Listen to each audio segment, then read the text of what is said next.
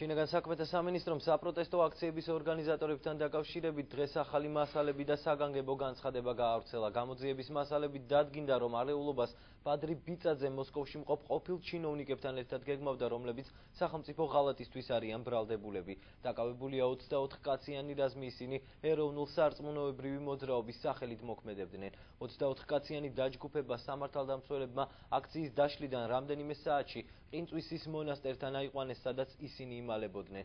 უწყების ინფორმაციით ჯგუფის მიზანი იყო საქართველოს ტერიტორიაზე შეიარაღებული პროვოკაციების მოწყობა.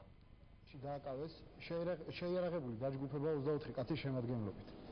როგორც დაკავებულების ჩვენებებიდან იკვლევა, მათ ხელმძღვანელობდა ყოფილი საქართველოს შინაგან საქმეთა მინისტრი და ასევე მხედრიონის ერთ-ერთი ლიდერი თემურ ხაჩიშვილი, რომელიც ამჟამად იმყოფება რუსეთის ფედერაციაში.